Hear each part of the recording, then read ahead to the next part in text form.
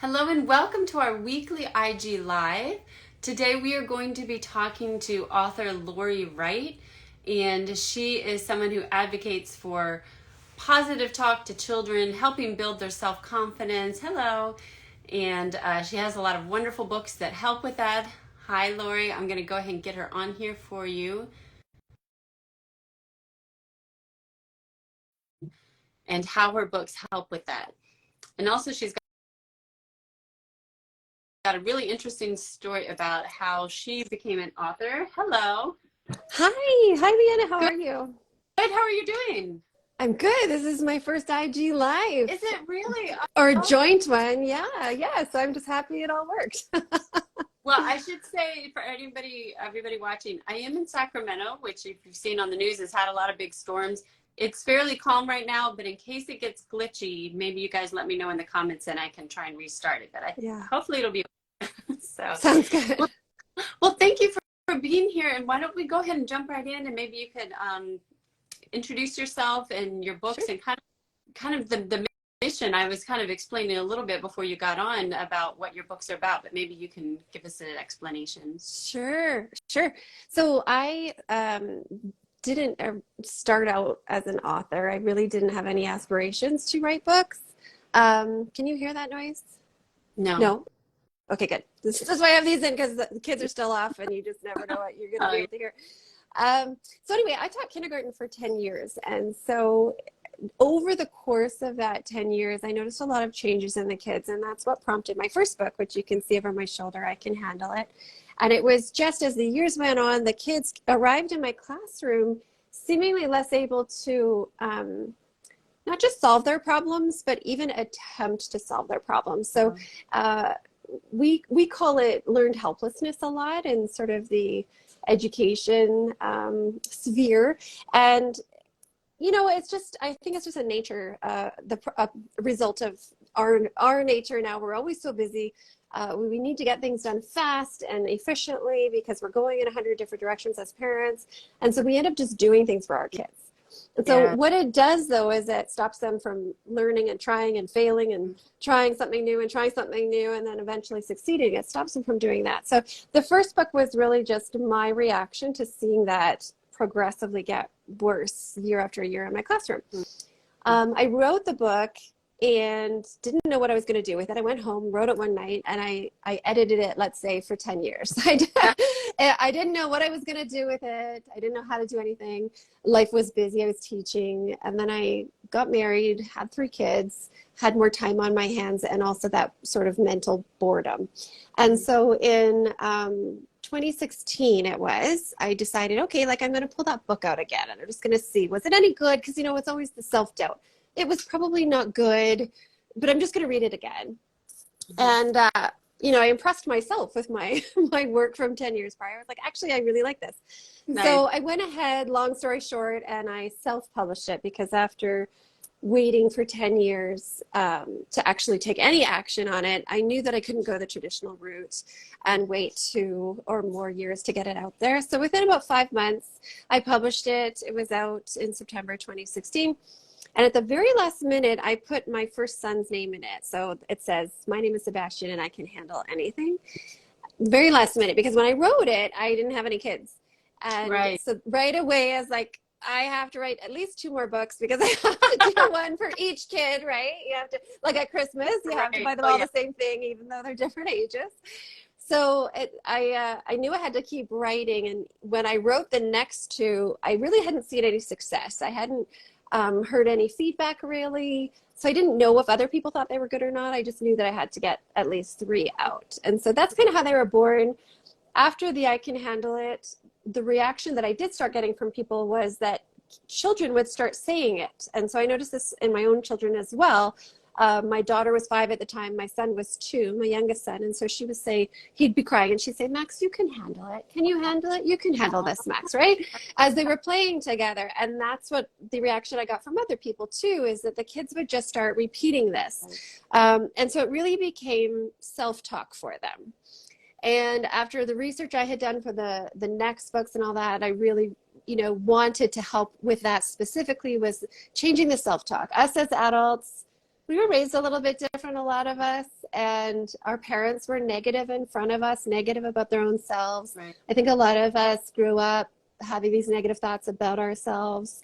And it really gets bad, junior high, preteen, teenage years. And so my goal, because I say 4 and 5-year-olds like they're my people. I know them. What I really want to do is implant those messages. So I call them mantras, but it's affirmations, self-talk. Implant it in their brains so that as they grow, hopefully it stays, and as they start to encounter these bigger problems, they think, okay, I can handle it. I can do this. I do matter. I believe in myself. I'm proud of myself. And so those are all examples of the mantras that the books have. Well, that actually, I was going to talk to, I do want to make sure we have time to go back to the practical aspects of your journey of becoming an author. But first, talk about what books are about and why this age is so important. I mean, you've already touched on that, but why 4 to 5-year-olds? Why is this such a great time to really put those messages in? And like you said, it stays with them as they get older into those really difficult years of junior high and beyond. Yeah, they're still willing, I think, to listen. And so I've heard from teachers, people use the books all the way up to grade 6, but I have an 8-year-old myself. And so now by the time he's 8, he's already got a lot of his ideas about himself cemented. So of course there's room for change and growth, but when they're 4 and 5, they're still really open to it. They're still really malleable for you to sort of reframe that thinking. But it's also the time where they can start becoming really negative. And so you want to stop that and you want to reframe for them as early as possible when you hear them doing that. Right. And so now that you've gotten such great feedback, was that surprising to you? Because it seems like, well, not that the books aren't great, but just that the first one, it kind of took a while for you, especially self-publishing, to start getting that feedback. That must have been so gratifying to hear how kids are using it and how neat that your own kids are using it. Is something that you hear a lot of, that it's been a really great tool in the classroom? Yeah, it was really a shock. So like I said, I didn't plan to be a writer. It's more, I saw a need and it kind of came out of me, one night after a day at school. And so, the fact that they started selling really well was surprising. The fact that people would write to me out of the blue, strangers on the internet, that was really surprising. An international agent got in touch with me and represents all the books. So now they're in 8 languages, and that was a surprise. Like, it all seems a little bit surreal. I can talk about it, but it's still, when I stop and think about it, it's, what's going on? But yeah, I'm happy. I'm happy that they're all around the world. I'm happy that the books are helping kids. So. And I think you've been a real success story for people who are interested in self-publishing. Like you said, one of the main reasons people do it is because traditional publishing does take so long.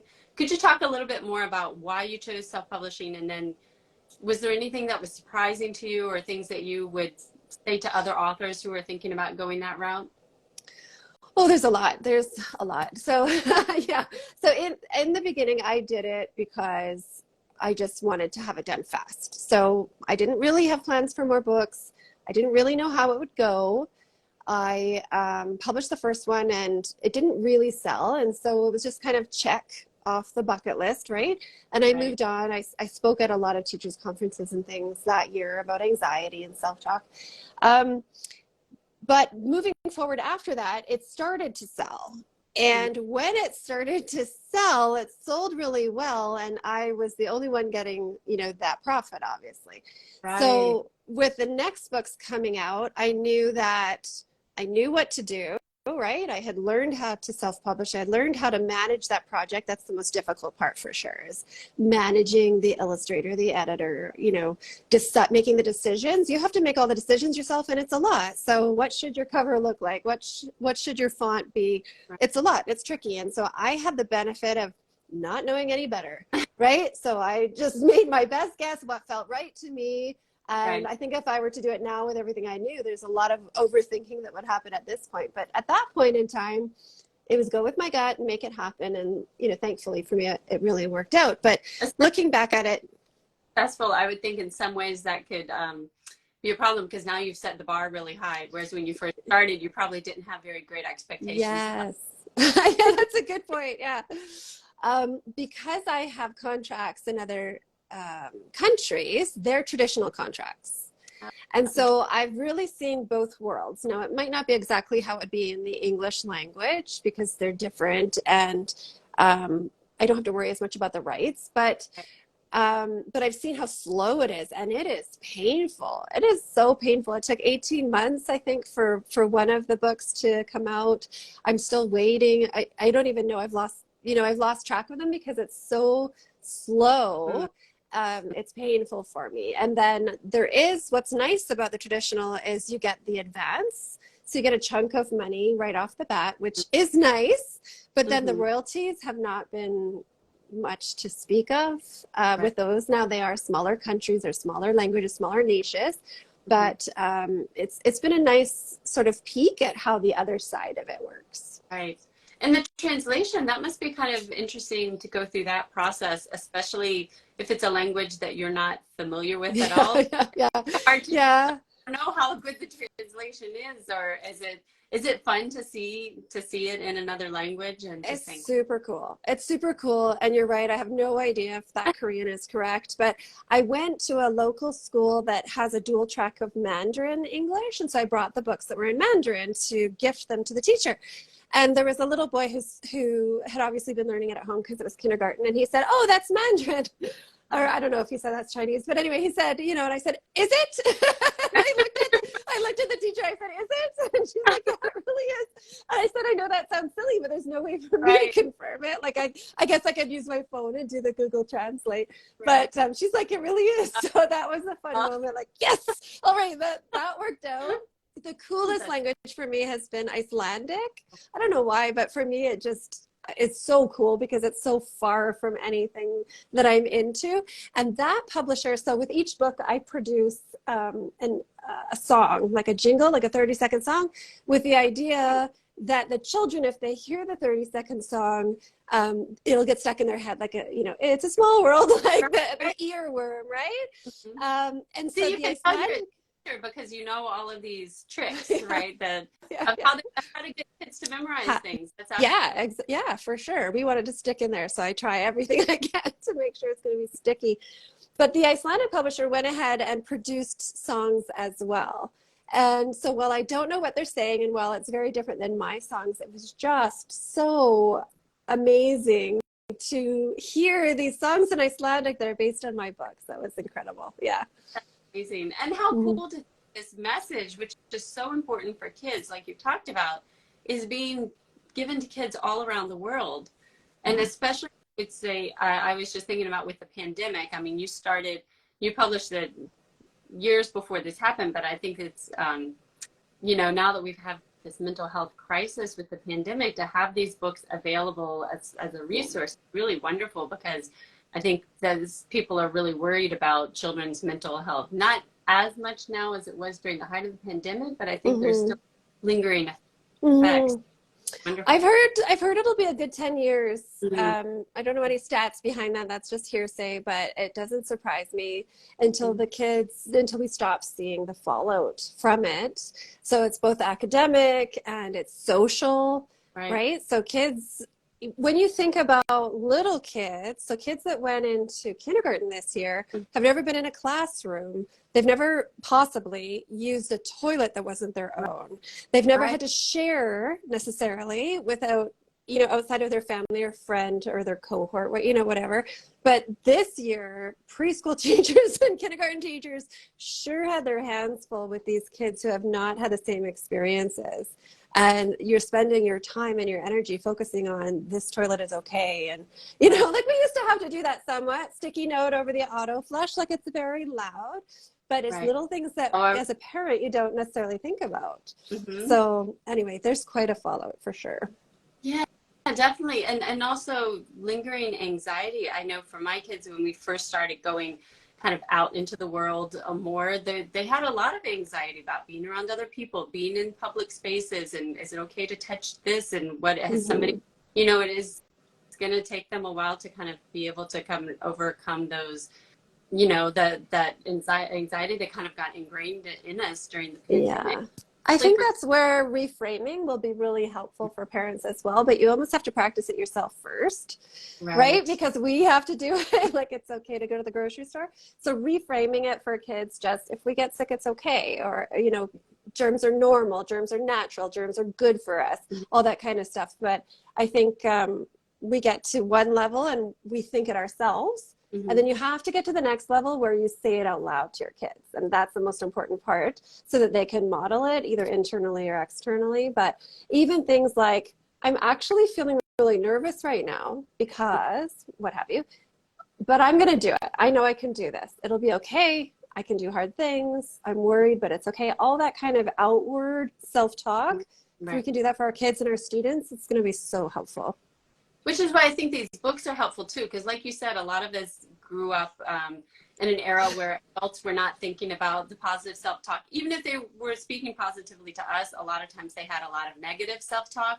And so if we have this book and we're reading to our kids, it's also teaching us how to model it, right? Yes, that's a huge part of it. Yeah. And I've had so many parents reach out and say, when are you doing one for adults? Yeah. I'm not qualified. I am not qualified whatsoever for that. I don't think it would be good coping mechanisms for me. Tell us what are you working on now? Do you have plans for more books or what's in the works? Yeah, so I don't really have any. Well, actually, I always have, you know, some books in the works, but I have so much on the go. I don't have anything close enough that I could share, but I have my eldest, the Sebastian, who's, you know, in the book. He's in junior high. And so they experience different issues. And so I am tinkering with the idea of a book for junior high kids that that would help them.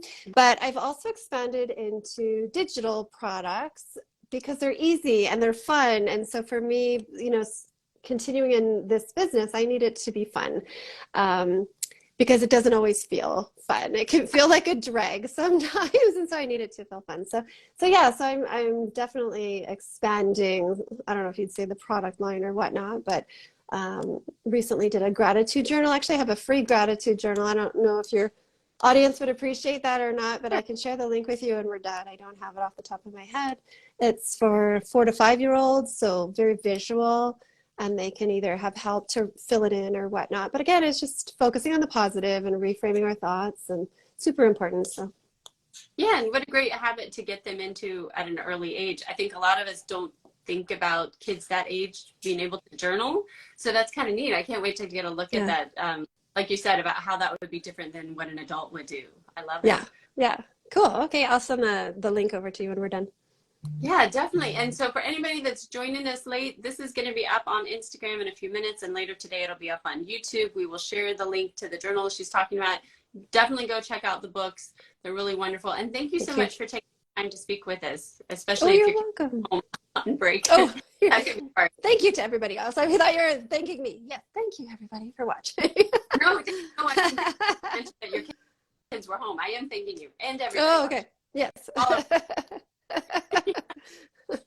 Yes, thank you to you for joining and telling us about your author journey. I think it's so fascinating to talk to people about their different experiences, and I think, you know, we spend a lot of time talking about following your dreams and, you know, not letting go of, if you have these idea, you know, to how to follow through on it. So it's really inspiring to hear what that was like for you. And even when there was a break of 10 years, I think you said that, following up and being so successful at it, I think that's really inspiring. So thank you. Oh, you're welcome. Thank you. It's so nice to chat with you. Yes, thanks everybody, and we'll see you next time.